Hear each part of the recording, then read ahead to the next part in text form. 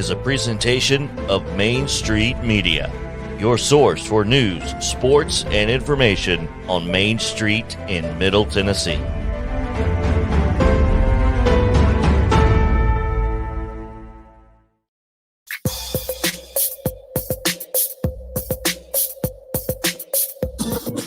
From preps to pros and everything in between, it's Southern Middle Tennessee Sports Today. Live from the Lee Company studio. With the Hall of Famer Mo Patton, here's Chris Yao. Welcome into a Tuesday on Southern Middle Tennessee Sports Today, presented by Mid-Tennessee Bone and Joint. We have a lot to get to in today's show, and we're excited to do so, but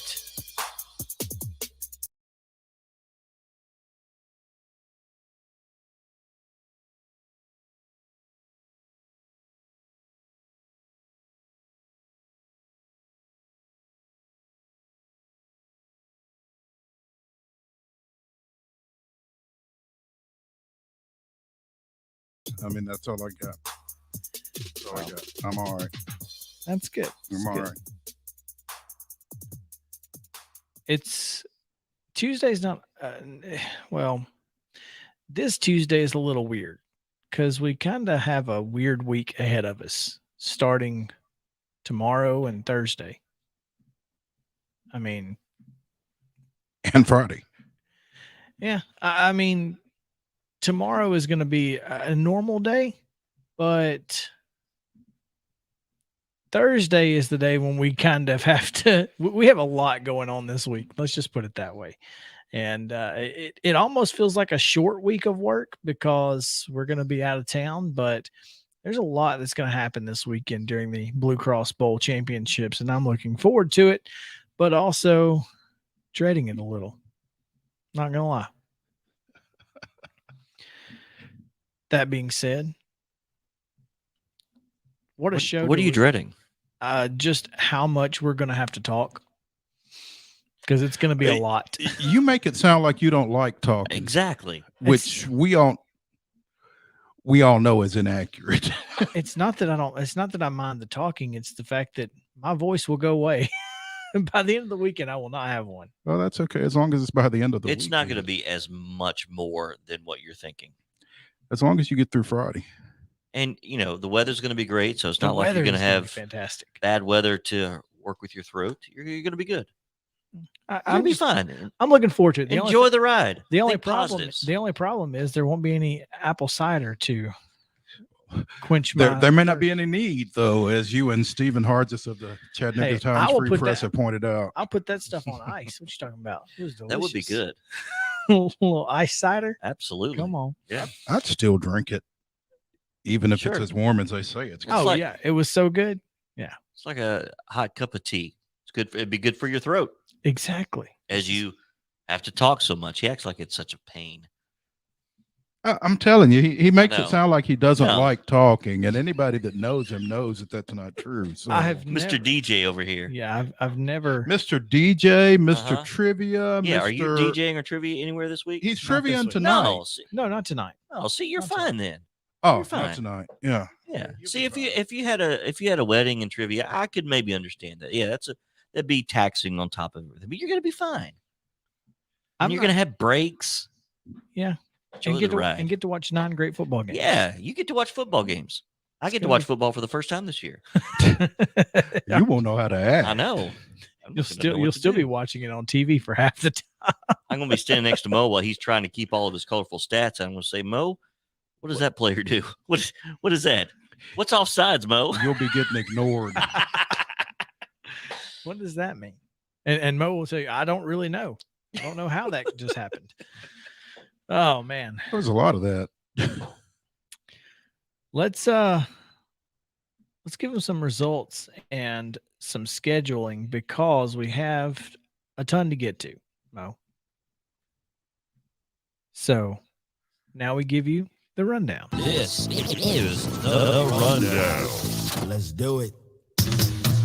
This is your Tuesday Rundown brought to you by Jim Davis at Grow Live Give. Visit them at growlivegive.com or give them a call at 615-682-0022. Securities offered through IFP Securities, LLC, DBA Independent Financial Partners, IFP member, FINRA, SIPC. Investment advice offered through IFP Advisors, LLC, DBA Independent Financial Partners, Registered Investment Advisor. IFP and Grow Live Give are not affiliated.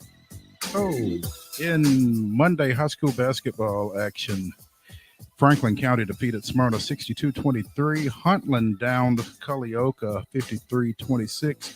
And Hampshire defeated Mount Pleasant 62-53.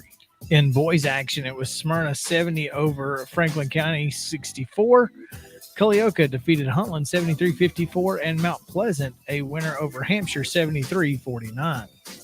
In high school bowling yesterday, Columbia Academy defeated University School of Nashville 21-2 in postseason action. Also in NCAA men's basketball action at Memorial Gym, the host Commodores defeated Mississippi Valley State 75-36. Today's high school basketball action all beginning at 6 p.m. Beach is at Summit. Independence hosting Cane Ridge. Columbia Central travels to Rockville. Culleoka is at Moore County, and Loretto hosting Lawrence County. Also, Hampshire hosts Lewis County. Columbia Academy hosts Middle Tennessee Christian. Mount Pleasant travels to Murfreesboro Central. Spring Hill is on the road at East Hickman. And Zion Christian travels to Santa Fe. In high school wrestling tonight, Spring Hill and Cornersville will both be at Marshall County. That will start at around 5:45. And if you know wrestling, you know what I mean. In high school bowling action, earlier today, Columbia Academy took on Friendship Christian, and the winner was in the 3:30 championship match. We don't have results from that just yet, but we'll get them to you tomorrow. In NCAA men's action tonight on the SEC network and on our sister station, 103.7 FM here in Columbia, WKRM, Tennessee hosts Presbyterian. The Blue Hose. The Blue Hose. And in NHL action, the Nashville Predators are back at Bridgestone for a 7 p.m. puck drop against the Columbus Blue Jackets. Assuming that's going to be on Bally, it's potentially just on ESPN Plus. I don't know.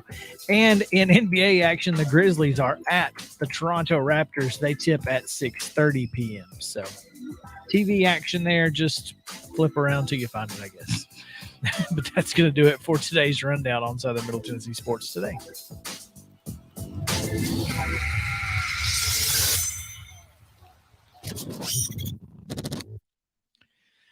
Mo, we have a lot of college football to talk about today, and we're going to talk about a ton of it with David Ubben here momentarily. We're going to talk about it, obviously the top four, and we're going to get deeper into these coaching vacancies and hires, and probably we may even talk a little bit about the Heisman because it's so wide open. Heck, we may all have 3 or 4 different front runners. Who knows?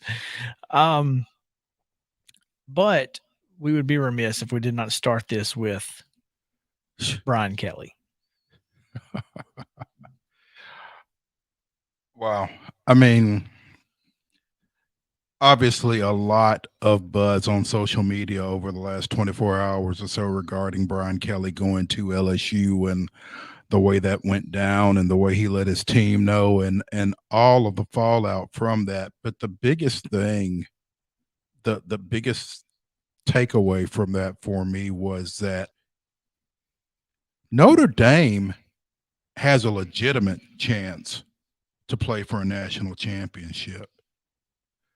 And this isn't Lincoln Riley jumping out on Oklahoma before they go to a bowl game. You know, this isn't the dude from Fresno State going to Washington before Fresno goes to a bowl game. This is a team that has a chance to play for a national championship.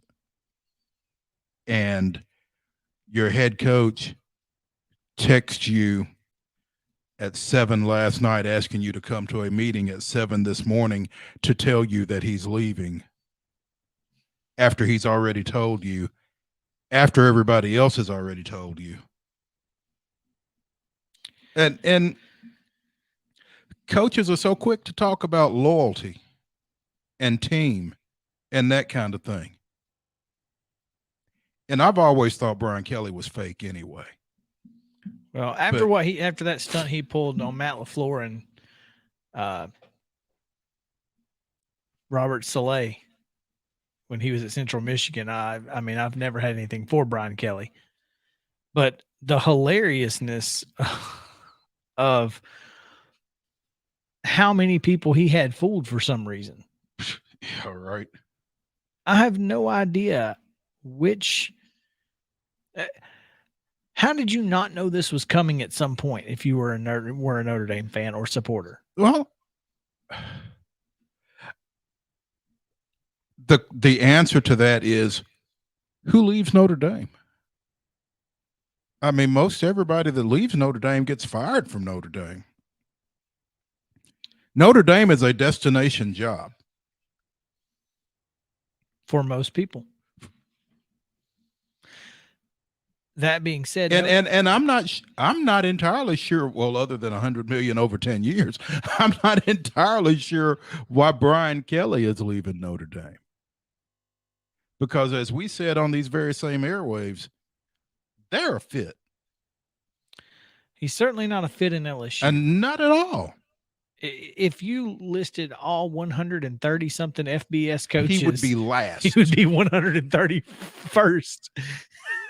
I mean, he would barely be on the list. And that's the thing. I mean, as much as he's not a fit for LSU, what is the interest on their end in him? He's a pretty good football coach. He is a pretty good football coach. He clearly is a pretty good football coach. But I mean, again, how many national championships has Notre Dame won since he's been there? Yeah, but Notre Dame doesn't have what LSU's got. Notre Dame doesn't. Notre Dame doesn't have what LSU has, and Notre Dame top end probably isn't LSU top end, but he's the only guy. I think he's probably the best guy that was available. I mean, coach wise, look, yeah. I don't think the guy's going to be able to recruit to LSU because I don't think he can sell the program, the LSU experience. Right. He can't excel LSU like he could sell Notre Dame. I don't think he can go into a house in Louisiana and have the impact, win over mama and have the impact that the last guy had.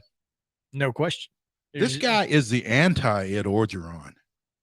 I mean, all the stuff that's been being said over the last 12 to 15 hours on Twitter about him going and ordering a poor boy sandwich and, you know, thinking Sprite is too spicy and that kind of thing. I mean, it's funny on one level, but there's an element of truth to a lot of that too. Yeah. Which is, I mean, this guy is as bland in an area that's as spicy, you know, in every sense of the word. And what's he going to do when he walks out there for an 8:00 ball game in Death Valley? I mean, you talk about it being a home field advantage, but I mean, he's liable to be as shook as anybody on the visiting sideline. Maybe. Look, yes, there's a possibility that Brian Kelly is not going to. Brian Kelly will not coach 10 years at LSU. Well, I don't think he'll be there 5, but so I'm with you. The contract, I think, is 9 for $95, by the way. Is it? Okay. Which is that's a nice round number. Yeah. I guess that's what, 10.2 a year, something. 10.2. Something. Yeah. You said there would be no math. Yeah. No, I don't know. It could be worse. You could have named Brent Pry your head coach. Who did? Virginia Tech. Defensive coordinator from Penn State, Brent Pry, is the new head coach at Virginia Tech. Oh, my God. Well, you know what? I think what you're seeing or what you're going to see in a lot of these instances is folks wanting to get off the carousel. You know, it's musical chairs, and folks want to make sure that they get one filled before with at least somebody that they can tolerate. Well, Price served as a defensive graduate assistant under Beamer and Bud Foster in the mid to late 90s. Here's what's crazy. So Shane Beamer basically said, I'm not going back to Virginia Tech. Mm-hmm. And now his name's being tossed around at Oklahoma. I think he would go to Oklahoma. Maybe. I don't know.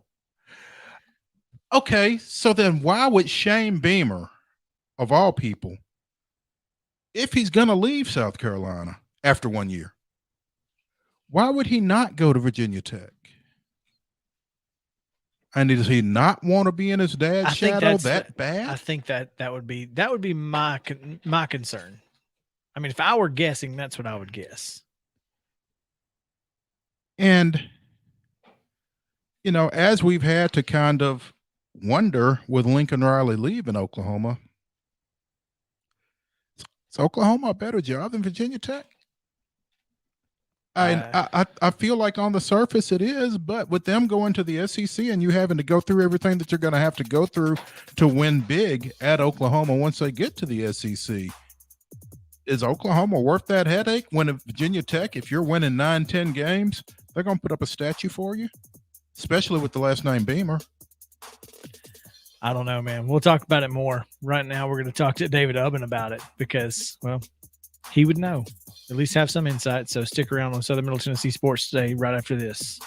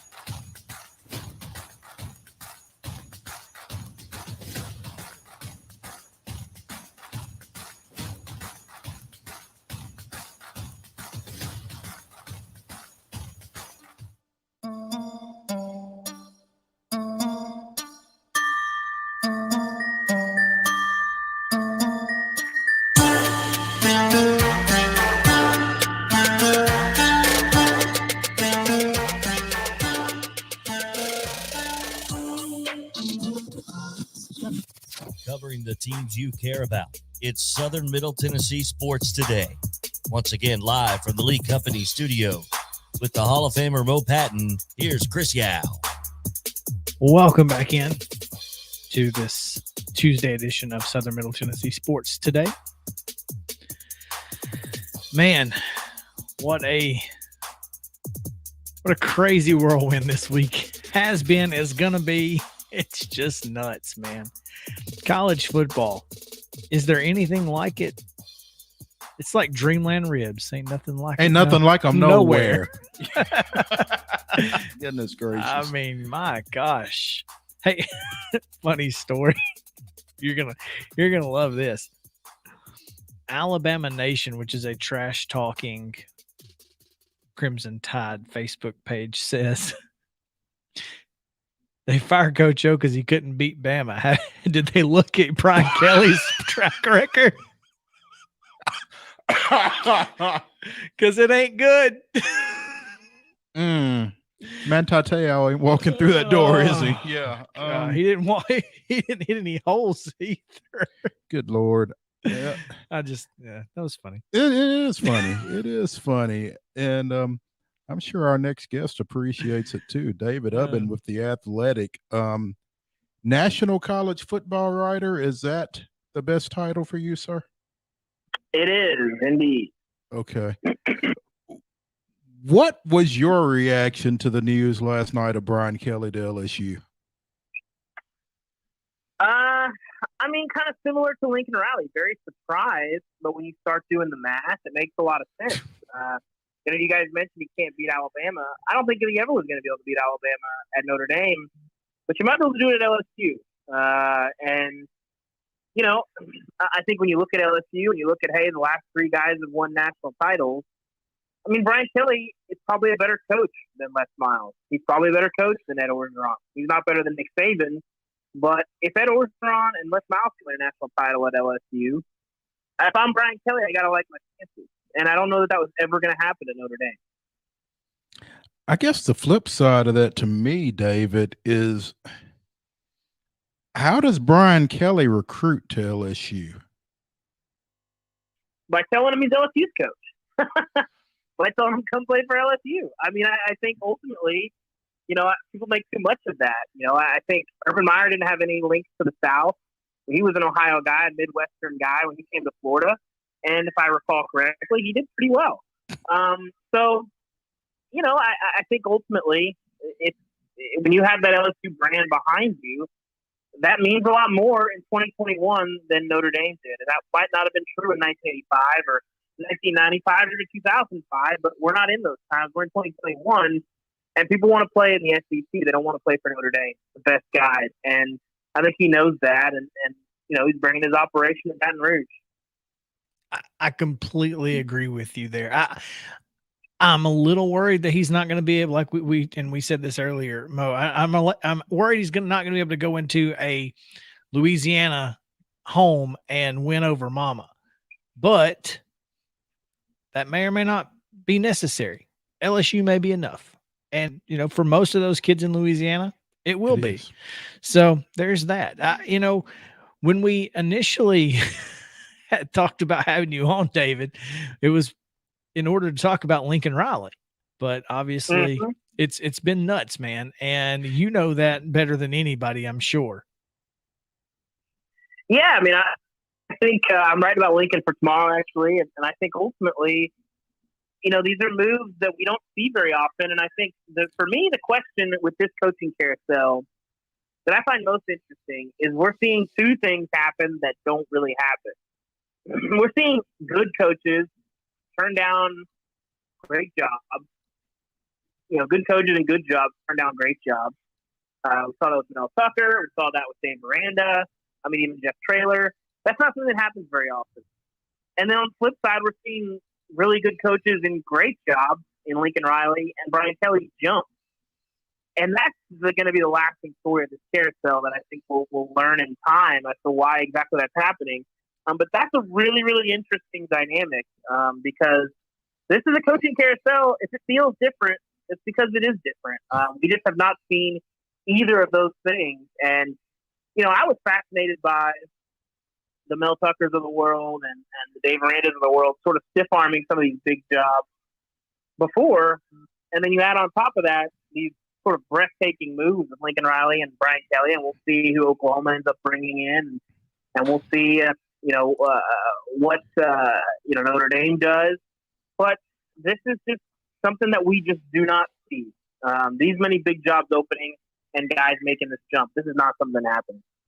Speaking with David Ubben, national college football writer of The Athletic, here on Southern Middle Tennessee Sports Today, and really happy to have him, especially as much as is going on right now.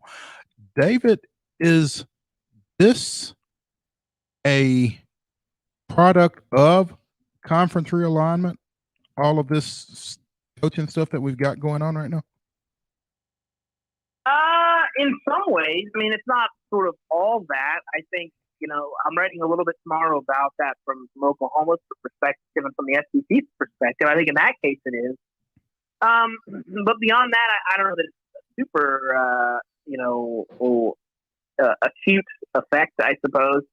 So I don't know that I would say a realignment is the main driver, but I would be remiss to not suggest that it had a major impact on Lincoln Riley's thing. I asked Chris, or I threw it out to Chris and JP yesterday afternoon. Do you feel like there are college football programs that under normal, whatever that is, under normal circumstances would consider a coaching change this offseason that have not dove into it just because of everything that is going on right now? Well, that's tough. Every situation is different. And not everybody has an AD that can reel in a big fish like that. And not everybody has the money to pay a buyout, especially if you're going to try and, especially right now where we're, 3 or 4 days past the end of the season, if you want to make a change, you haven't done it already, and then you're looking at it and you're doing that, your people are going to be paying that buyout. Your boosters are going to be saying, well, what's on the other side of that? Who can we get? And if you don't have a good answer to that, you might not get that buyout money. So I don't think we'll see it. There's a couple places that you might want to keep an eye on. Obviously, I think there might be some moves coming down the chute here. But I don't think you'll see a ton of guys, make moves in terms of firing people, later this week. That you should know, by Monday morning what you're doing, when the season is ending. You've had enough time to think about it. Speaking with David Ubben of The Athletic here on Southern Middle Tennessee Sports Today. David, where do Oklahoma and Notre Dame go from here? Well, I think they'll both be fine because they're Oklahoma and Notre Dame. I think Notre Dame's lot in life is not changing. I think independence has obviously suited them. I don't think that's going to change anytime soon, especially as the playoff expands. It's going to be easier for them to get in, whereas now it essentially requires them most undefeated. One loss is going to make it really hard for them.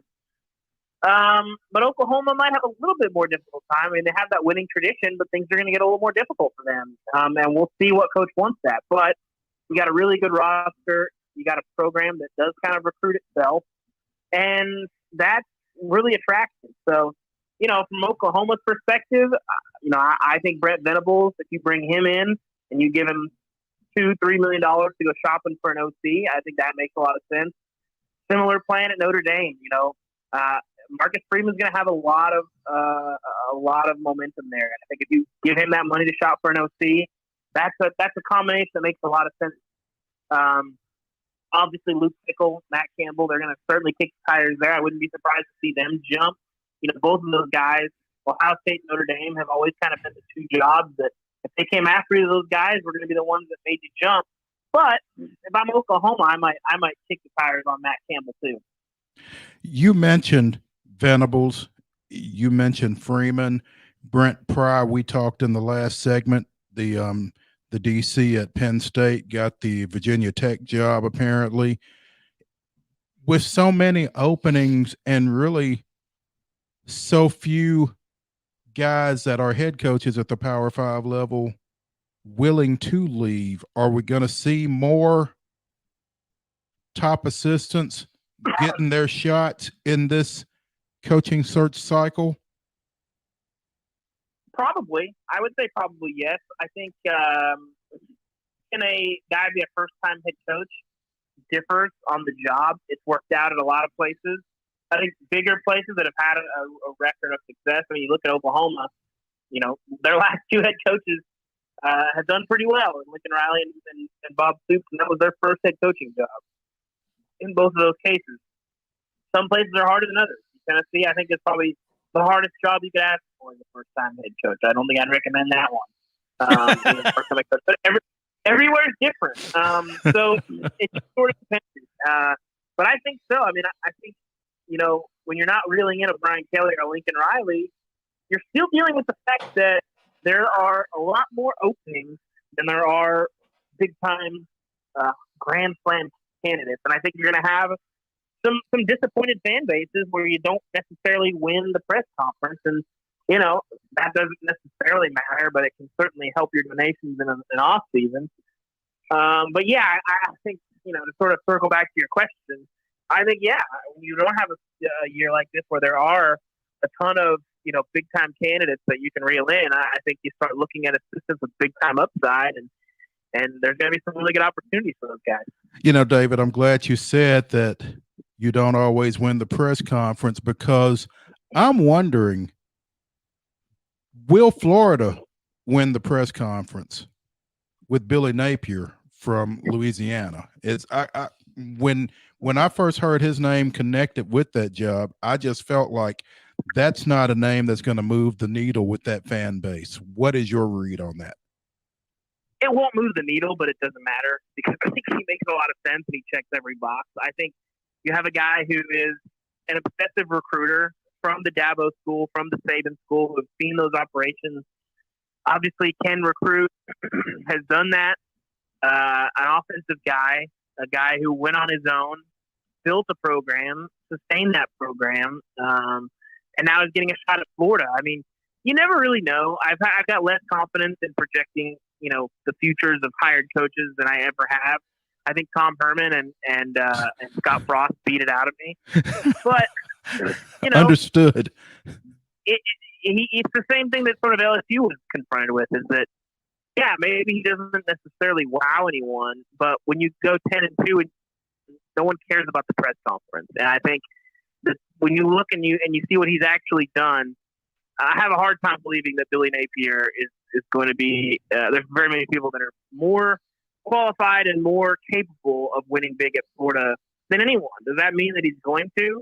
Like I said, I don't know, but all the pieces and all the boxes are there that are checked and give you reason to believe that he's going to do a great job down there.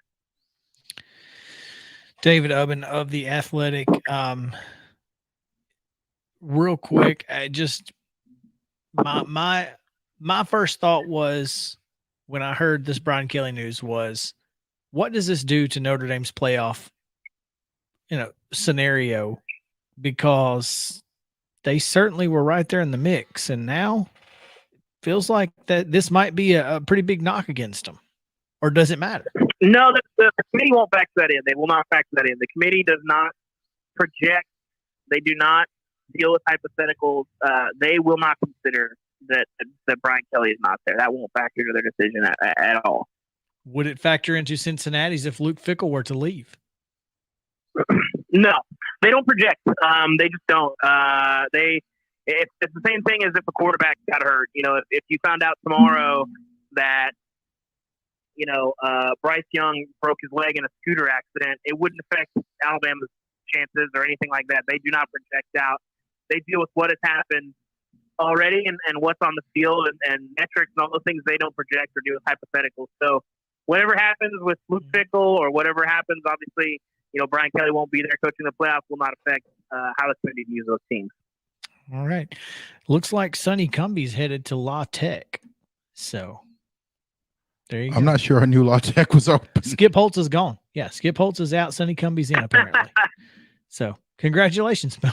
Yeah, it's a good move. I mean, I think, a lot of those schools, the CUSAs, the Sun Belts, and the MAC, you can win big there. There's, everyone's kind of on equal footing. And, Sonny Cumbie has been around the block a bajillion years in Texas, as sort of the, one of the guys on that Leach tree. And now it's his chance to go out on his own and do his own thing.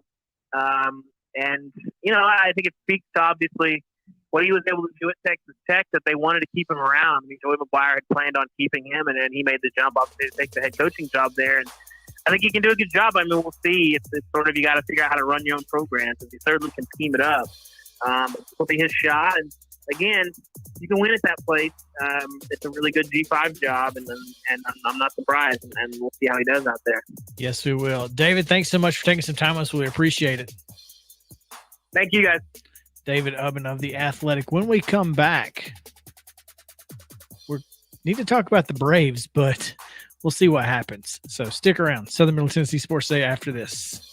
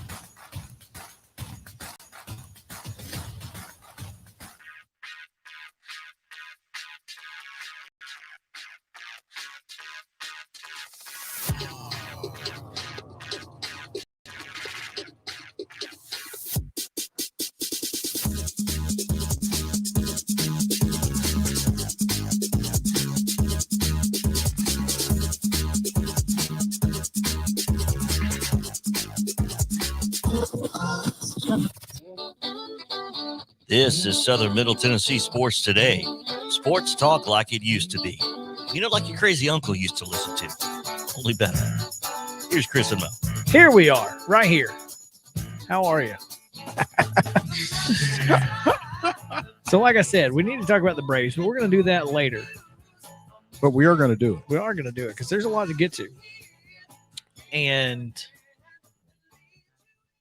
what we are going to do, though, here is kind of piggyback off what I just asked David about the college football playoff in the top four. Obviously we talked about this yesterday, but it's kind of like the coaching carousel. I don't think you can talk about it too much. And the new rankings come out tonight, right? New rankings come out tonight. And I disagree with David. I think if Luke Fickell were to leave, they're not putting Cincinnati in if they can help it. I don't think they're putting Cincinnati in if they can help it, period. And, well, that's as good of a reason as you're going to find, right? The problem is that the other team that would probably be in is in the same situation. So where do you go from here, right? Yeah, how are you going to keep Cincinnati out without their head coach and let Notre Dame in without their head coach? So for that reason, it kind of has to be as David outlined it. Although what's funny is that's the exact opposite approach that the NCAA basketball tournament committee takes. They factor injuries and that kind of thing in. Because if you remember Cincinnati, when Kenyon Martin got hurt. Yep. I remember that specifically. Yeah. And they said it's because the best player in the country is hurt. So all those 20 wins don't really count. Take away 20 points and 10 boards from that. And how many of those would you have gotten? Yeah. Exactly. I mean, now I am going to say this. David Ubben knows a lot more about college football than I do. Yeah, there's no question there for you. There's no question he does. So you could combine the knowledge in this room and he would far surpass it, I believe. Far. Yeah. Sorry, JP. But no, you're right. I will say though, for the basketball, I mean, it's a fair thing to bring up. However, slight difference. Basketball 5 versus 22. Well, it's seeding. Mm-hmm. They factor that into the seeding. Yeah. And I do agree with David that I don't think that will factor into it for either Notre Dame or for Cincinnati if that were the case. I don't, for football, I just don't think they will. Well, you're dealing with a lot fewer teams. Yes. Yeah. Now, if you were, projecting 12, 16 teams, then maybe a seed or two, Mm-hmm. I definitely think that could play into, because then you are seeding. The seeding 1 through 4. I mean, yes, they're seeding, but they're splitting hairs. They're splitting hairs. Absolutely. 1 through 4. So there's a slight difference. I think in this scenario, probably not something that will be considered. Not to say they won't talk about it, and they are human. And you get down to it, and if it's a toss up, who's to say that wouldn't be a deciding factor for somebody internally? Right. You never know. It's going to be interesting. 1, what comes out tonight, and 2, what comes out Saturday. I am very interested to see where Oklahoma State is tonight. Very interested. Well, I think the question is are they ahead of Ohio State or That's the question. below it? I mean, I think the question. Same with Baylor. I mean, how far does Ohio State drop? Mm-hmm. I disagree. I think the question is Oklahoma in front of or behind Notre Dame? Oklahoma State? Yes. No, I don't think they jump them just because of last week. I think if they win against Baylor, they jump them. Notre Dame beat a bad Stanford team, but they won. They beat them like they should have beaten them. So I don't think Oklahoma State jumps Notre Dame. At the risk of sounding like a Notre Dame apologist. Who wants that?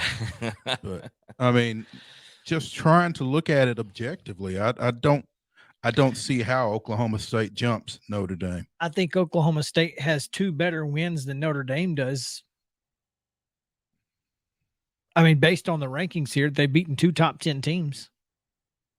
They beat Baylor and they beat Oklahoma. Who's Michigan beat? The reason I asked that question is because I think if Oklahoma State were to jump Notre Dame, mm-hmm.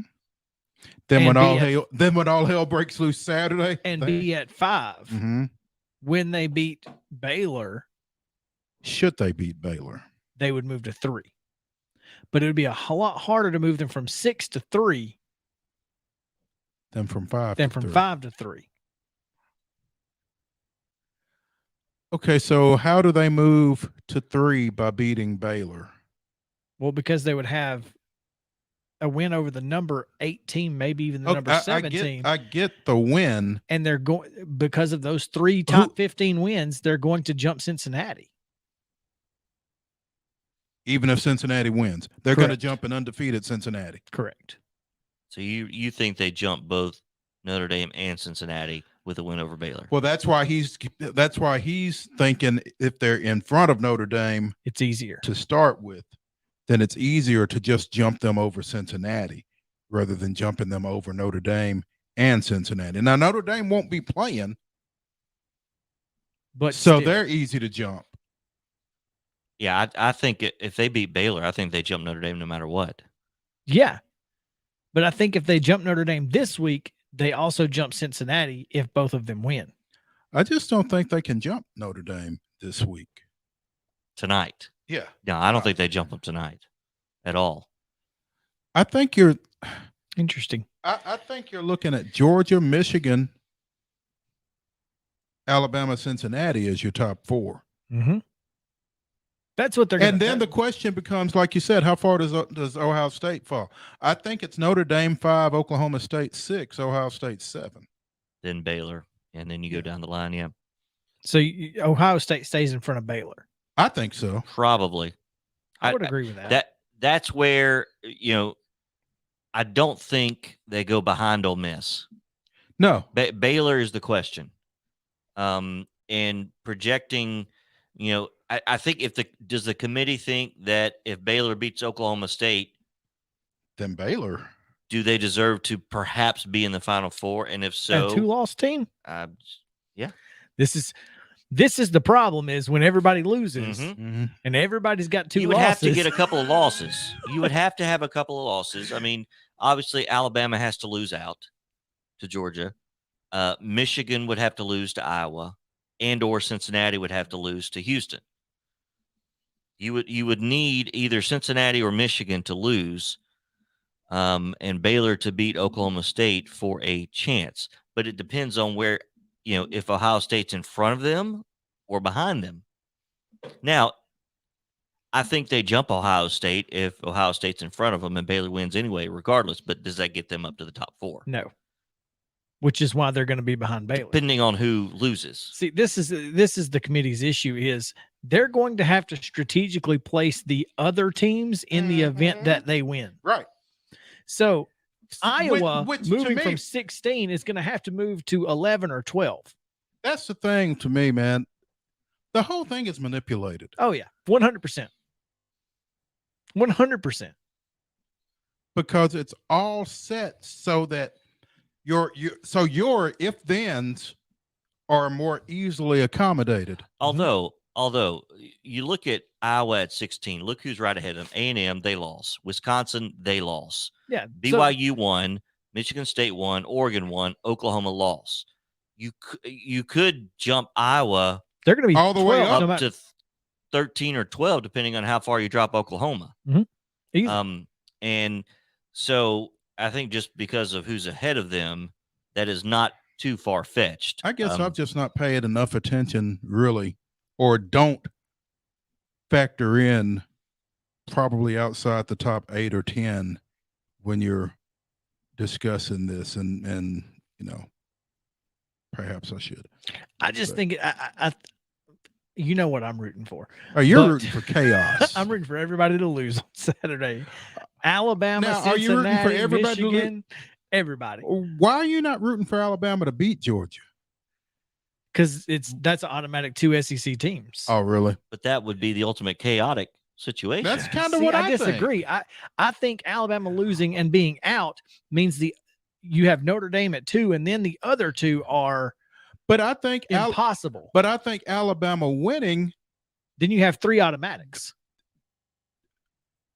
Notre right? And so the chaos is over one spot. Mm-hmm. It's more chaotic that way. Dame. See, I would rather have the chaos over 2 spots. That's less Bec- chaotic. No, it's not for Georgia. It's not for Georgia and Notre Dame. Though. No, it's not. It's not chaotic for them, No, but it's no, chaotic for everybody else. No, because it is way more then chaotic for them because but- they don't know who they're going to play. But they know they're in. Yeah. Well, I'm just. I think if Alabama beats Georgia, then there's everybody battling for one spot. That's kind of that Hunger Games thing. Man, That's where your chaos is. Because then I just don't want Alabama to win because and I that- think they're bad. if Alabama beats Georgia, then either Michigan or Cincinnati is going to be out. Mhm. Because they both That's lost. chaotic. Yes. That is chaotic. But then what? Then Baylor's in. No. Yes. You got if Alabama beats Georgia, you've got Alabama, Georgia. Does, first there. off, Uh-huh. if Alabama beats Georgia, does Michigan then go to number 1 No, Michigan's losing too. to Iowa? Michigan loses. But I'm saying Yeah. if Alabama beats Georgia, then if Michigan and Cincinnati both win, one of them's going out. Oh yeah. That's my point. Michigan at 2, Could we be think out. could be out if Alabama beats Georgia. No. And if that's not chaos, I don't know what no, is. Cincinnati would be out. They're not keeping a Big Ten champion Probably, out. but I'm saying, but Cincinnati's in there at 4 right now. That's my point. That's more chaotic. Eh, It is. I think that's just JP, we're right. Yes, I just we think are. that's more unfortunate. It's more chaotic. There would be zero, and when I say zero, I mean absolute zero drama to that 4th spot. 98% of the country outside of, or 100% of the country outside of the Cincinnati area would know that Michigan was getting in. That's not chaotic. That's boring. Give me 2 spots. Or give me everybody else losing for 1 spot. That's fine. Cincinnati loses, Michigan loses, Oklahoma State loses, Baylor wins. Baylor's a two-loss Big Ten champ. Do they get in over Ohio State? I don't know. I guess it depends on tonight, right? Depends on if they're ahead of Ohio State tonight or not. Yep. Yeah. It's please let everybody lose. But even if Baylor is behind Ohio State tonight, They could jump them. if they win, they will jump them Ohio State because is Ohio State out, is though, right? idle. You're right. Ohio State's out. Yeah, I That's not don't. what you said yesterday. You said they could get in because they didn't play and didn't lose again. There was a chance, but looking at it right now, Yeah. And I don't doubt that I said that. I mean, but I think now with clearer eyes and fuller hearts, I can't lose. now I think Ohio State's out. Here's a scenario: Oklahoma State beats. Well, here's the big question: does Ohio State drop behind Notre Dame? Yes. Yeah. No question. Then I don't think that's a question. I don't think it's a question of whether Ohio State drops. Ohio behind State's Notre going Dame. to 8. Then they're out. Mm-hmm.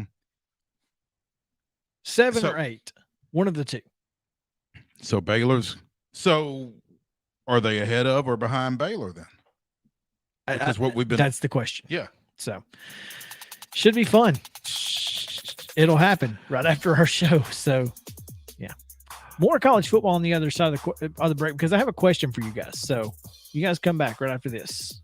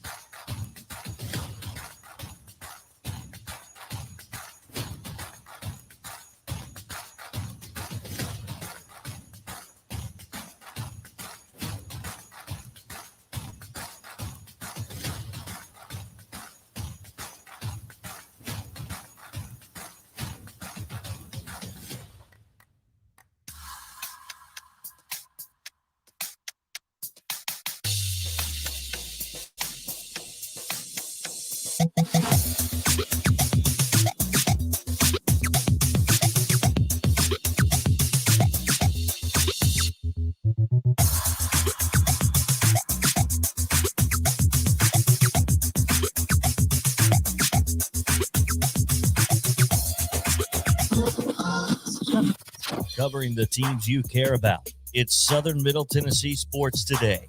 Once again, live from the Lee Company studio with the Hall of Famer Mo Patton. Here's Chris Yao. Welcome back in Southern Middle Tennessee Sports Today, presented by Mid-Tennessee Bone and Joint. Throw up a graphic, JP. It's all good. Not worried about it. If you're watching us on video, Pretty image. yeah, Pretty image. it is what it is. What is it? You don't have to keep your eyes on it. You can just listen. I can't see it. Hey, your camera just decided to dip out on us. Oh well. So you get the image That's of the two probably of just you. as well. Yeah. Actually, if a camera had to dip out, that's probably the one. Well, Because you guys are so much Yeah. prettier than I am anyway. So. man, y'all didn't notice I don't have my glasses on today. Yeah. I You do did look. notice. You do look weird. Because obviously we had the situation with Charlie where she decided that hitting me in the face was a good idea enough times that it broke the nose piece off of my glasses. So wearing your glasses was more painful than not being able to see. No, I made an appointment yesterday for the eye doctor today and went to the eye doctor, and so I have in some contacts. I've been meaning to get contacts forever. I just haven't.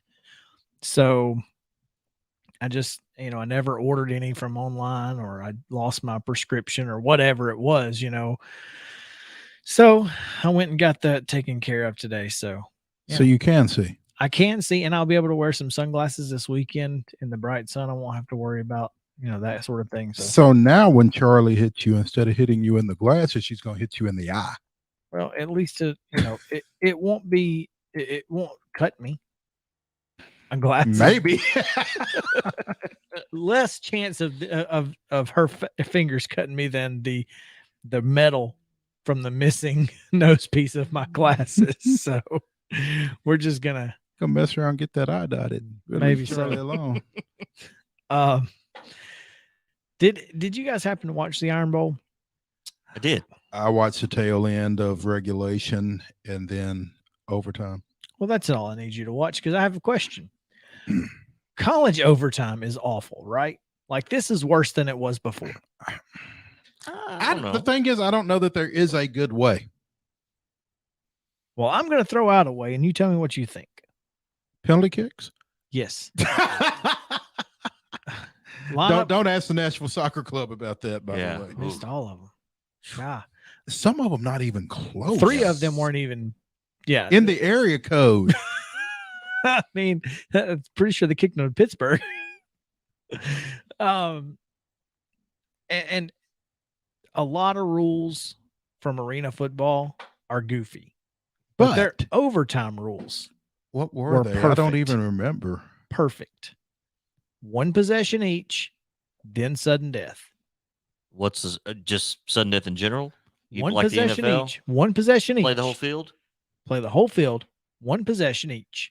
So you kick off and then you go and If they score a touchdown, that's It's over. okay. No. Oh.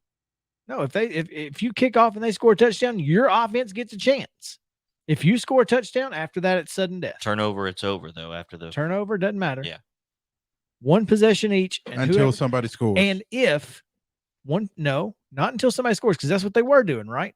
1 possession. That's all you get. Okay, so 1 And possession then each. after one So possession then- each. If then there's it's sudden somebody death. who's leading, If somebody's leading, you have a winner. If you're still tied, it's sudden death. Okay. And so walk me through the sudden death then. That's it. No. Sudden death. You score, it's over.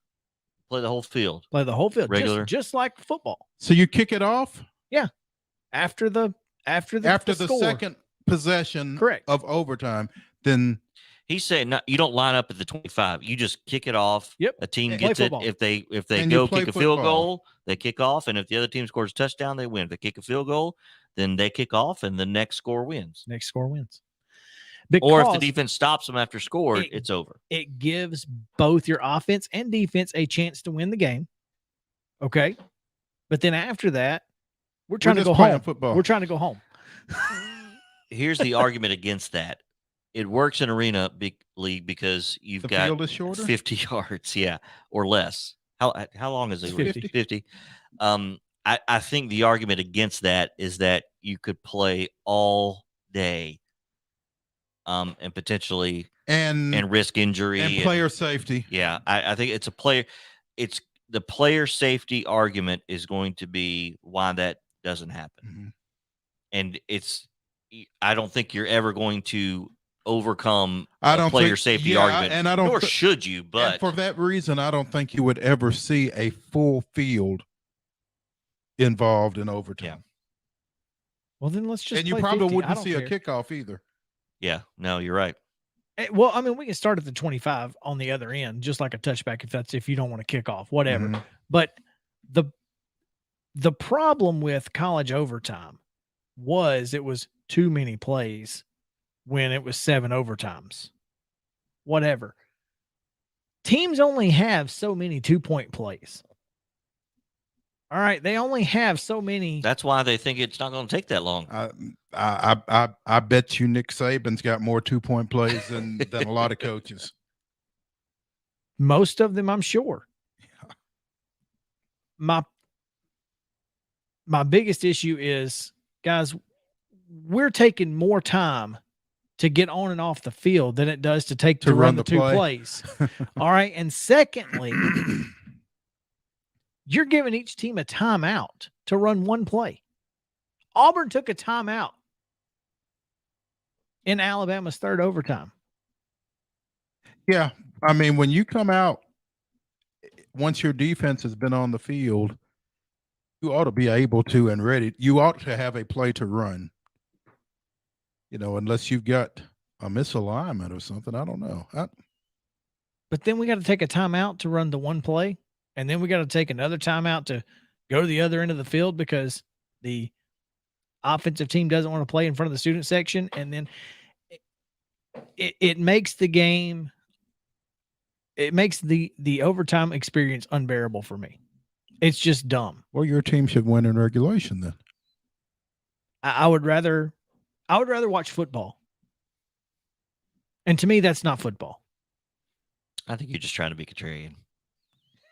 I just think it wouldn't be the first time if that were the case. Was that not intriguing though? Just the back and forth, no matter how it happens. I mean, just the idea that it's overtime and 2-point conversion. What a great catch by Auburn for their 2-point.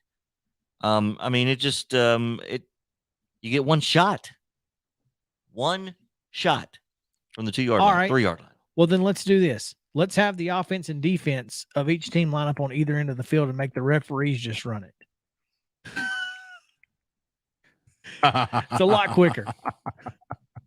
Referees, y'all got to go the other end. I'm not sure how they're going to feel about that. My point is that the idea of that overtime system is far better as far as determining a true winner of the game than what we currently have. Well, you could also argue. I mean, you get to overtime, they played kind of equally. At that point, it's kind of a toss up anyway. I mean, yeah, especially if you've got a spread team versus a team that runs a power eye, that definitely helps the spread team in the 2-point conversion situation, doesn't it? It depends. No, that's it. Navy has a better chance to beat Mississippi State from the two every time. Yeah. Well, they'll know that going in, and they'll do everything they can not to hit overtime. Seriously though, you take that in consideration when going for 2, when to kick a field goal, when not to kick a field goal, when to go for it. I mean, all of that plays into it. It's all part of the game. Should Auburn have gone for 2 in the first overtime? In retrospect, you're at home. I mean, I don't know how you can know that at the time. I don't know. The fact that your quarterback is literally out there playing on a I did not understand why they were running rollouts or whatever sprint outs or whatever you would call them for him. They would have been better off having Tank Bigsby just take direct snaps. I mean, well, you're right. Although, he made a couple of throws. He could stand back and make a throw, but he couldn't go anywhere. But it completely, I mean, it took 50% of their offense away, if not more. And maybe back to your question, should they have gone for 2 in the first overtime? Maybe. Yes, they should have. They had one. Did they have it first or? No, they had it second. Oh, yeah. You see, I knew Alabama was going to play for overtime and not go for 2. Sure. They had momentum. Well, not only did they have momentum, but Auburn's quarterback was playing on a peg leg. Yep. You figured you could stop him. Yep. And then they didn't, for that matter. But whatever. Yeah, I was just curious if, what you guys thought. I'm not a big fan of. I was a big fan of college overtime before. I thought the 25 playing it. I mean, yeah, you're going to have some Arkansas, Tennessees. You're going to have some. Was it Arkansas, LSU that went to 7 as well? It went. Yeah, I think so. You're going to have a few 7 overtime games, but I mean, that happens so rarely, and I think the NCAA probably overreacted to that. They took the exception rather than the NCAA rule. overreact. Never. That never happens. But I liked the 25. I thought it was a good compromise. I think the 25 is. I think it's better than the 10. Sure. Which is what they do in high school. I think the 10 works for high school. Yeah, because you don't have field goal kickers. I don't think the 10 would work for college. Right. No, we'd be kicking field goals all day. Yeah. I mean, but yeah, anyway, just thought that was interesting. Other college football thoughts. I don't really have a whole lot, but what I do think is in the Heisman race, what are your thoughts on the defensive player winning the thing? On principle, I don't have an issue. Is it I don't possible? have an issue with it.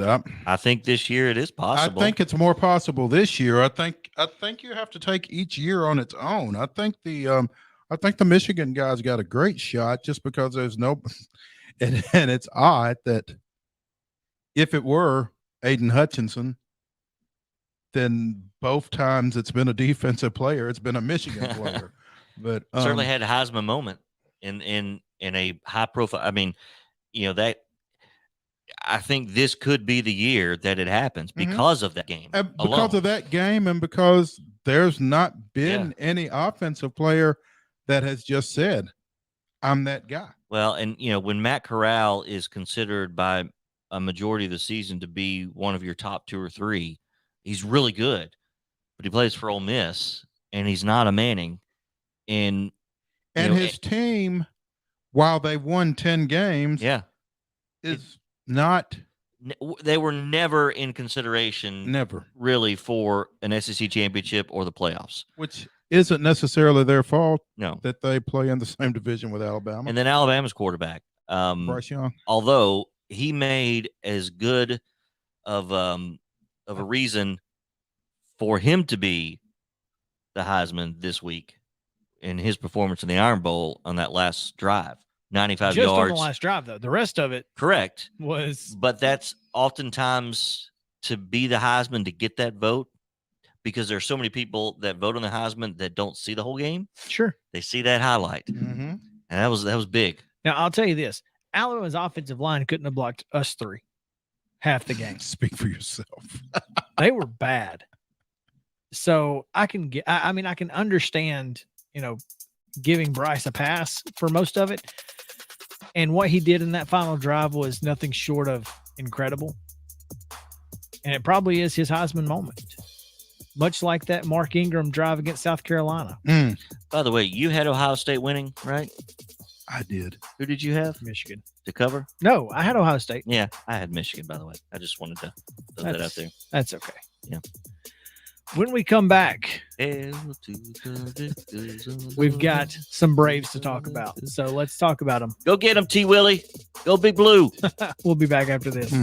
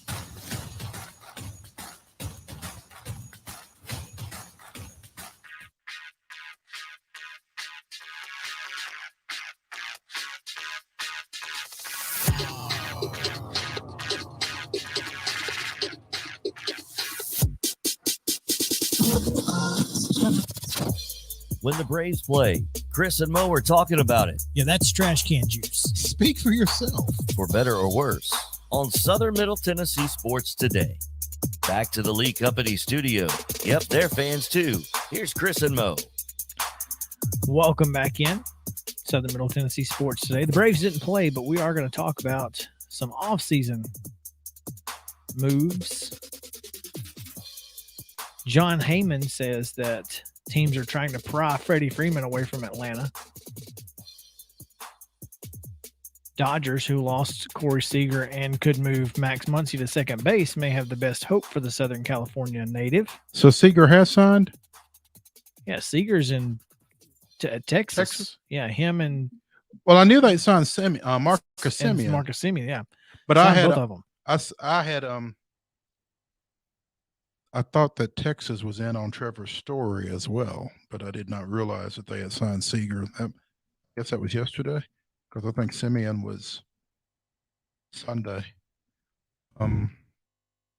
So caught up in college football coaches moving that I missed Seager to Texas. So I guess Semien's going to play second there, and Seager's going to play short.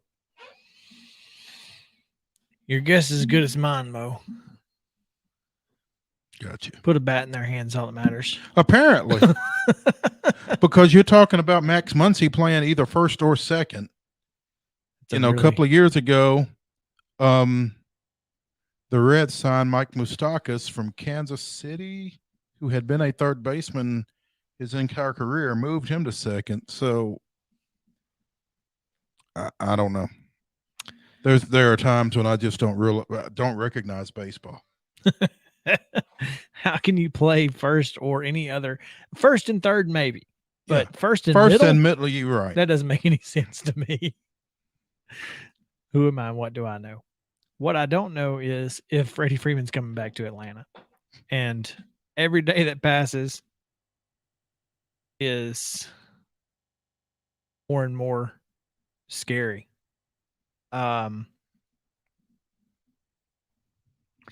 Boy, I just, if Freddie Freeman went to the Dodgers, I would almost have to disown him. Freeman? Yeah. Well, sure.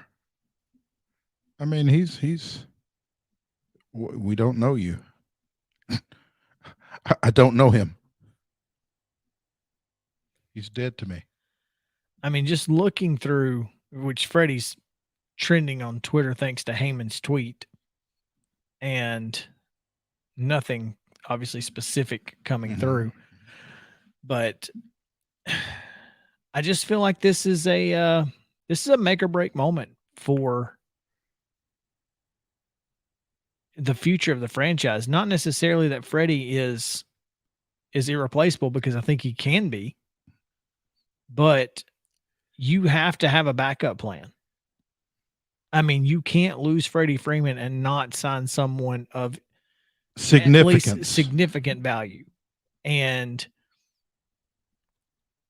it worries me that I'm not sure there's another guy out there who has similar value. There's that. And it's, And I think that's a very real consideration. And who else in the market could you go get to have anywhere close to the impact of a Freddie Freeman on that team? I mean, Matt Olson is the only name that comes to mind. Also a left-hander. And I mean, he would do. Hit 39 home runs last year, drove in 111. Yeah, he'd do. He'd do. And he's younger. So there's that. And he's 5 years younger. You could give that guy 6 or 7 or 8 years and not feel bad about it. Shouldn't feel bad about giving it to Freddie. I agree. But yeah. But neither here nor there. The outfield, or at least the bench part of it, was shored up today as Guillermo Heredia signed a 1-year, $1 million deal. We got swords, baby. We ain't got a third. We ain't got a 3-hole hitter, but we got swords. Hey, stick Willie Doubles in there. Can he play first base? Can he play first base? He can play. Very good defender. Very good defender. And some of the best defensive plays we saw in center field this season were made by number 38. So now here's where things get dicey. Is the Braves outfield with Heredia. You now have Rosario, Heredia, and I think Duvall declined. Yeah. As well as Soler is a free agent. But Marcell Ozuna is eligible to return and play immediately, with his suspension being retroactive to September 10th when he was placed on administrative leave. Now, Major League Baseball, the district attorney's office, essentially did their own investigation. Now, here's the thing. The district attorney's office has charged him with something. He has pleaded guilty to something because he's in a child diversion program, which means that his record could be expunged, but that he at least admits to something. The story is murky at best, but apparently there was a knife involved and it wasn't him holding it, but he did hit her with his cast. Now, whether he was trying to hit the knife out of her hand with the cast, I'm not going to speculate. And I've really tried to stay away from this story ever since it happened. I think we've tried to stay away from this story. We have ever since it happened because so much of it is speculative. There is a faction out there that feels like there's no excuse for a man to hit a woman, and I can't argue with that.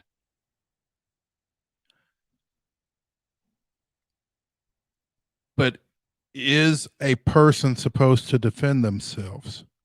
And we don't know if this was a defensive situation or what. We don't know. What we do know is that the initial report was not backed up by body cam footage. We know that. I mean, that's been widely reported and backed up by the fact that they haven't charged him with any type of domestic assault or violence, right? So the reason that we have to get into it here is because he's still under contract for 3 years. 3. And it's a big contract. It's not like you can just cut him and be done with it. No, you can't. So you've got to try to move him or play him. Keep him.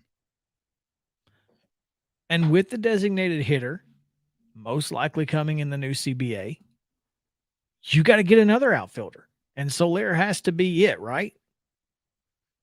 Or do you try to get Duvall and Soler? Oh, because Acuna is not coming back until I don't expect him June, back July. At the start. Yeah. And you know, a year ago we'd have said Drew Waters or Christian Pache. And clearly that's not. Pache is not an option. Waters, I don't know. I think he's a Rosario type guy. You know, can hit lead off and play good defense, but he's not, you know, he's definitely not a Soler power type guy. He does hit home runs, but much like Rosario, they're few and far between. Yeah. Unless you're playing in Nashville where he hit like 4 in a series. So there's that. But I think you can count on that. The outfield is just a big question right now. This entire team's a big question. It's because, like we said yesterday, Alex Anthopoulos keeps everything pretty close to the vest. And I think he has Guillermo Heredia guarding the door for any leaks. With a sword. With swords. But they did get did shore up the bullpen maybe a little. Maybe a little, maybe at some point. Maybe a lot. I mean, this is a guy who was as good as anybody 2 years ago in 2019 in the shortened season. Mhm. But Braves signed former Padres, I guess, closer. I guess, with Had those save 40-something numbers. saves. 41, I believe. Gosh, what's the first name? Kirby Yates. Kirby Yates. And I think it's never bad to have bullpen options, especially a guy who's pitched in high leverage situations and has been successful. Now he's coming off his second Tommy John surgery, but the Braves have seemed to have some success with guys coming off Tommy John. Yeah. Well, I mean, when you sign as many as they've signed. Law of averages says you're going to have success with some of them, huh? Earned his first career All-Star selection in 2019. 1.19 ERA. Led the majors with 41 saves. Finished ninth in NL Cy Young voting in 2019. But again, coming off of that Tommy John.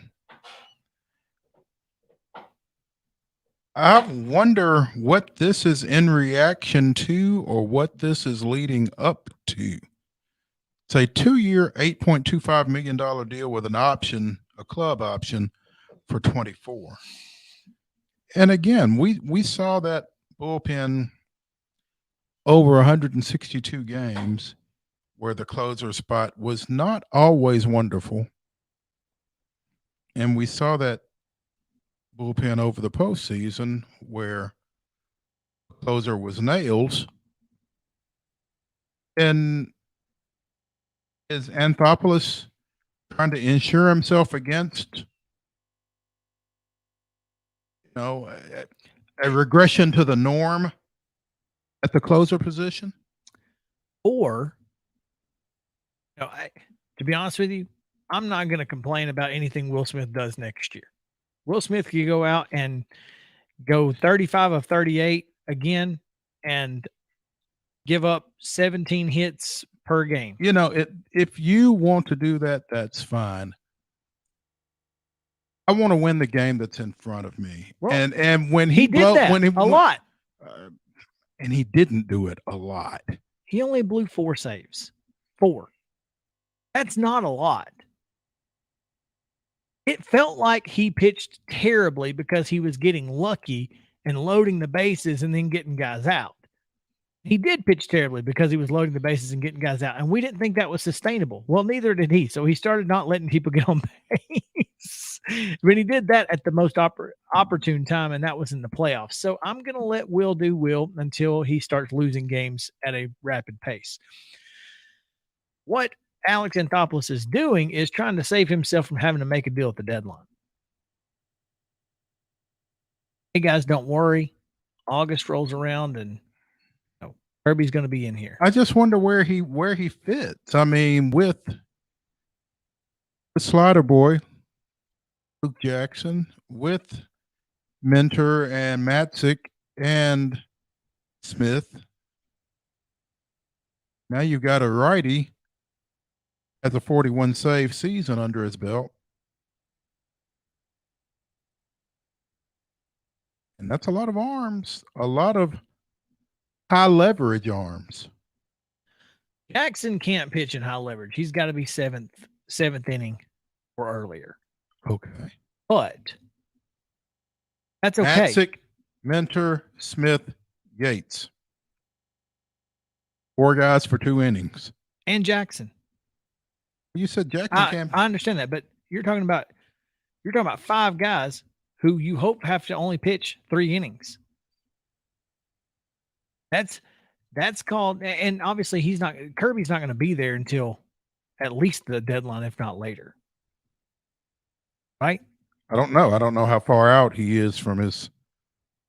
He missed the end. He underwent Tommy John on March 24th. Oh. Well, he should be back. This is his second one. He also underwent Tommy John in 06. Yeah, that's So he had 14 years apart. yeah. Well, it's probably because he was pitching so well in that shortened season that they used him a lot more than he'd ever been used in the past. He got overused, which is what we don't want to see happen with Matzik and Jackson and the rest of our bullpen guys. So having 5 guys for 3 innings sounds like a plan to me. It'll be interesting. It's going to be tough. Well, When you manage to the bullpen, you're going to have plenty to manage to, I guess. But if you're going to roll the same guys out there every time, it don't matter who you got. Hopefully he doesn't feel like he has to, and maybe that's what AA was going for. I don't know. It's Top 5 Tuesday. When we come back, free agent signings, Major League Baseball, most impactful, right after this.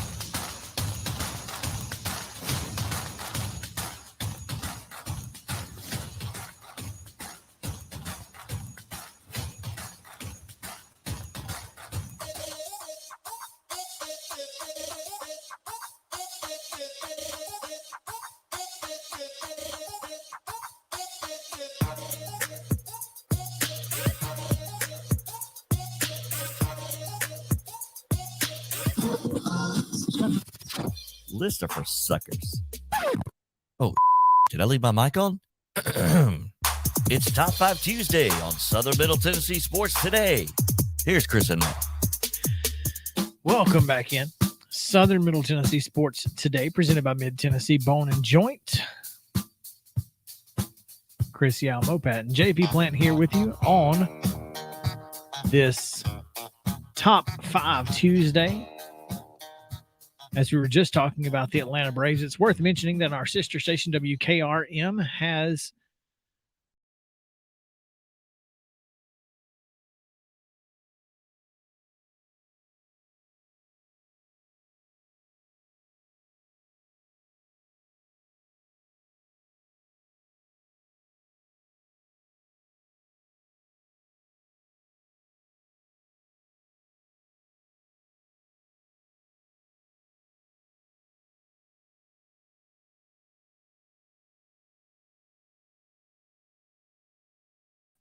World champion Atlanta Braves. you're defending. Yeah.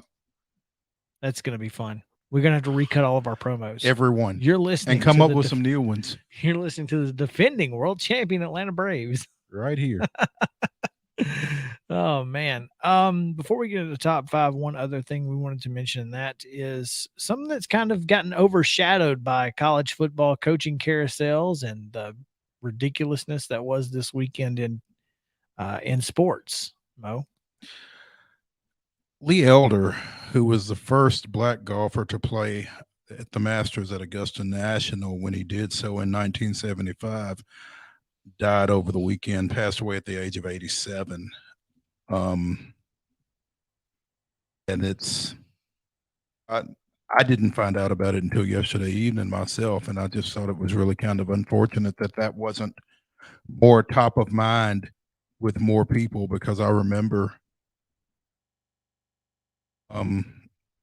basically when that happened. I mean, I was 10, 11 years old, and it was a big deal for obvious reasons in the mid 70s. Clearly it wasn't something that was universally applauded. And Mr. Elder went through a lot to achieve that. And he was a he was a trendsetter. He broke barriers and at a time when that just wasn't done. And like I said, I just obviously our condolences to his family and to his fans, and I just felt like it should have been more recognized. I don't. There was a lot going on this weekend, but yeah, wanted to make sure that we acknowledge that here on this show. Mo, I'm curious your thought on him finally being one of those honorary The starters along with Jack Nicklaus and Gary Player and others, and Arnold has been there. Fantastic and long overdue. Yeah, how many years did he get? It wasn't. I think this past year was the first one I that he believe was. so. Yeah, I'm glad he got at least one in. You're right; it was long overdue. Yeah, I think this one earlier this year was his first / only. He was, according to this article on on NPR.org, he was one of the 3 honorary starters alongside Jack Nicklaus and Gary Player in the ceremonial first shots to begin the 2021 Masters earlier this year. So,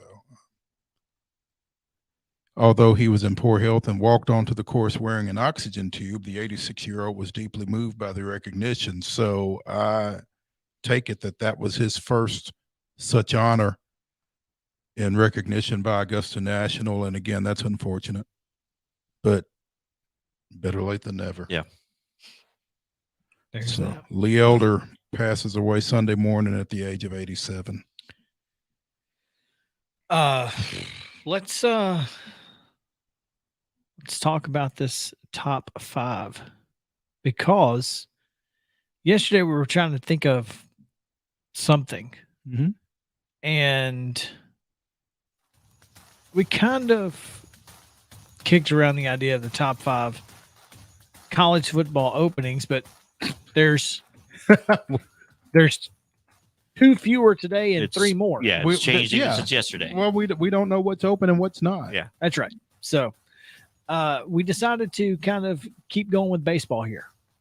And the top 5 most impactful free agent signings of 2021. Just this year? All time? All time? I thought it was all time of Oh, 2021. well, hold on. No, that's fine. That's fine. That's fine. We didn't make that designation yesterday. I thought we did, but that's okay. Yeah, 2021 is too fluid, I think. I mean, Were you were ready? I had a top 5. I did not. That's going deep. My number. I got a top 5 all time. I don't have it this year. My number 2 was the fact that everything the Texas Rangers have done. Simeon, Seager, they signed John Gray from Colorado. Yeah, see, that's too far down the rabbit hole for most people.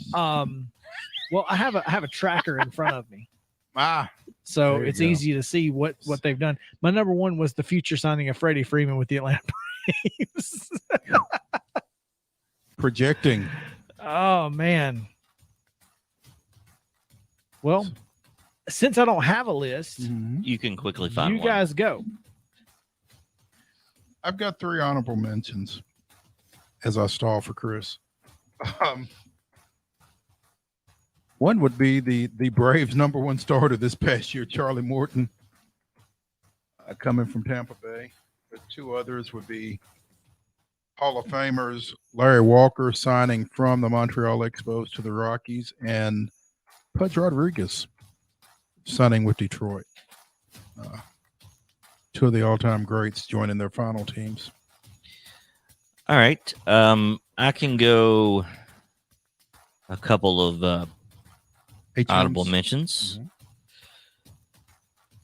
Adrian Beltre, the Rangers, had Solid. 6 seasons from 2011 to 2016, won a pennant.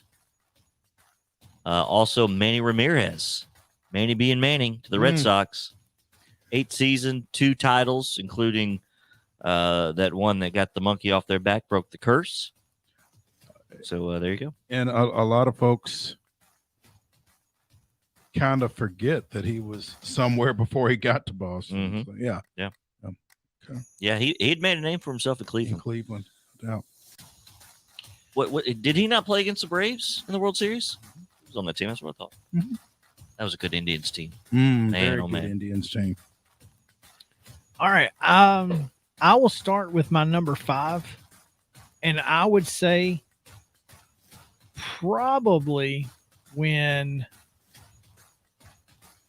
Palmeiro signed with the Rangers. He got a 5-year, $45 million contract, but he averaged 43 homers and 122 RBIs. That's pretty good. That's not bad. Pretty good value there. Yeah. My number 5, and this is going back. Nolan Ryan. No, not Nolan Richardson. Heck of a high school baseball player in El Paso. Thank you very much. Nolan Ryan in the 1979 offseason signed a 4-year, $4.5 million contract with the Houston Astros, making him the first. That's what I thought. Yep. The Over first major league player to earn more than $1 million in a season. Through 24 complete games in his first 4 seasons. Jeez. 24. So Never see that again. No. My number 5, like him or not, still a big free agent, Barry Bonds to the Giants, 93 to 98, 6 seasons, an MVP. And, of course, the asterisk 73 home runs in 01. So, later on. Yep. I'm going to go with Randy Johnson. When he signed with the Diamondbacks, he led them to a World Series. They don't win the World Series if they don't sign Randy Johnson, period. So I try not to think about that. Well, you and me both, but yeah. I'm not wrong. No. You're not. That was your number 5? Number 4. That was your number 4. Okay. That's right. My number 4 is the straw that stirred the drink in the Bronx. Reggie Jackson. Reggie. Signed with the Yankees in 1976, 5 years, $2.9 million. Came there already having been a 6-time All-Star with 2 World Series championships in Oakland. In 5 seasons in New York, 12 postseason home runs in 34 games. And a countless number of fights with Billy Martin. He definitely was the straw. Did a lot of stirring. No doubt. Yep. He wasn't a Bond martini drinker. Stirred, not shaken. Both. But shaken and stirred. Yeah. My number 4, another maybe questionable, but still for what happened on the season, Roger Clemens to the Blue Jays. 2 seasons, 2 Cy Youngs. Doesn't get much better, does it? Yep. That's about all you can say. 97, 98. Yeah, no question there. My number 3 is going to be I'm gonna go with Terry Pendleton. Ooh, Homer pick. I like it. Well, yeah, and the reason is because this is a guy who was like a coach on the field. Mhm. He really was. He helped those shortstops, whoever it might have been, Belliard or Blauser, or it was so many people. He was the glue. He was the glue guy for that infield. No question. He was a glue guy in that club. For that whole team. Yeah, absolutely. Coming over from the success that he had with that successful Cardinals organization. My number 3 is Ichiro. You're number 2, is it not? No, We're at 3? I started. Yeah. Okay. All right. Yeah. We got 2 minutes left, by the way. Okay. Oh. Ichiro Suzuki. Maybe it was 2. I don't know. No, You're right. Continue. Yeah. That's your 3. that's my 3. All right. My 3, Max Scherzer, Nationals, 7 seasons, 2 Cy Youngs, and a title.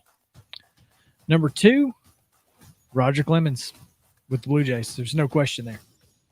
Mo? Number 2 is Barry Bonds. You can't argue with what he did. You can argue with how he did it, but what he did is pretty undeniable once he got to San Francisco. All right. My number 2, Homer or not, it's true. Greg Maddux, That's 93 to 97. That's number 1. It's not your close. Homer. That's our number 1. Well, I'll tell you. Well, my number 1, Well, we it'll be did hard to argue All right. when you hear some numbers. If you say so. 5 seasons, 3 Cy Youngs, of course, the title. Well, we don't really need to discuss your number 2 at this point, Because we need it to is discuss our your number 1. Randy because Johnson, Now, 4 seasons, 4 Cy Youngs. What Greg Maddux meant to the Atlanta Braves He was had 2 other infinitely pitchers. more Yeah, I important don't know. than what Randy Johnson meant to Arizona. I don't know. lower ERA, lower whip. Just the impact. I'm Three Cy Youngs, Throw in- 7 Gold Gloves. Take Maddox off the Braves. Take Randy off the Diamondbacks. Which team does better? Braves problem. Okay, that's my point. There's my point.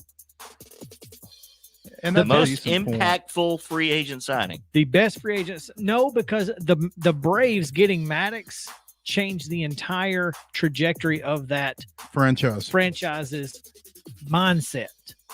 Yes, Johnson took them to the World Series, but the Braves don't go get some of those other Some of the other people folks that they went and got. without Maddox and Smoltz on there. So anyway, come back tomorrow, 4 p.m. It's going to be a lot of fun. Stick around for whatever's next. Maybe the Sports Mix Live. sure on WZYX. So have a great day. Stay cool, Columbia.